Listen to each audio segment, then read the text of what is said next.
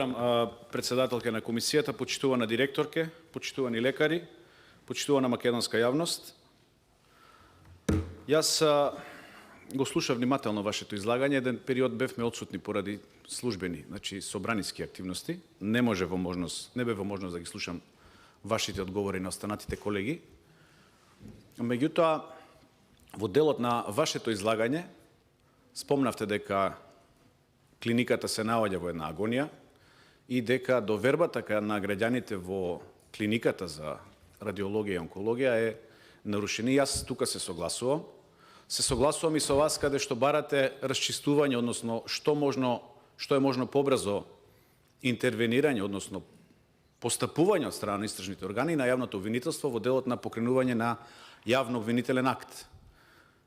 Морам да споменам дека 60 дена поминаа досега, а од јавното обвинителство ни трага ни глас. Гледате дека како да се работи на забошотување на случајот. И тука морам да кажам дека од една страна, ако имаме искази од лекарите, од директорите, од поранешните министри и така натаму, дека се било во ред, односно најголемиот дел од работите биле во ред, во врска со она што излезе веќе во јавноста. Ако направиме паралела, значи ќе видиме дека некој не ја говори вистината. Дали се тоа луѓето кои што тука даваат искази или тоа е министерот за внатрешни работи и јавниот обвинител кој што знаете со каква помпа влегоа во клиниката. Меѓутоа веќе оставиме на истрагата, 60 дена поминаа, до ден денешен нема никаков јавно обвинителен акт покренато.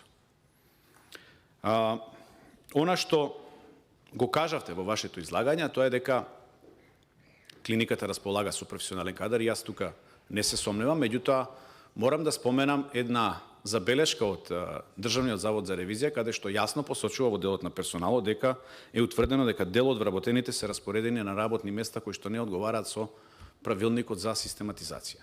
И тука веројатно се мисли, а има информации за тоа, дека одредени вработени се со одредени курсирања вработени како онколошки сестри и така натаму. Меѓутоа тоа ќе оставиме на вас. Вие сте надлежна за тој дел да го решавате понатаму, затоа што во тој период вие не сте биле директорка. Исто така споменавте дека сте ги унапредиле протоколите, односно упатствата, и ако е тоа така, јас тоа го поздравувам и ве охрабрувам да продолжите со тоа, затоа што во извештајот многу јасно стои дека такви работи немало. Иако вчера слушнавме дека од 2010 такво нешто имало, очигледно е дека Државниот завод за ревизија тоа го има констатирано. Јас би сакал две прашања да поставам до вас лично, како ВД директорка, што уште една работа која што сметам дека е погрешна од страна на надлежниот министер, значи ВД мислам дека не треба да има, без разлика во каква состојба да се наоѓа клиниката и без разлика за констатираните недостатоци. Знаете дека кај јавноста владее кружат информации дека се прават некои импровизирани чекални за пациентите. Не знам дали е така, тоа оставаме на вас. Кружат информации дека на терминални пациенти, значи во терминална фаза на болеста им се одобруваат двојни дози, а на лица кои што, можеби и во почетни фази се и ќе можат да се спасат, не им се одобрува биолошка терапија, тоа зборувам за изминатиот период. И така натаму сега да не зборуваме работи кои што конкретно ги зборува јавноста, веројатно стигнали и до вас. Моите две прашања се следни. Прво, кратко и јасно да одговорите, без разлика на потребата од софтверски надградби, апдејти и така натаму, без разлика на цената на чинење, тоа веројатно вас не би требало да ве засега, вас треба да ве засега здравјето на граѓаните.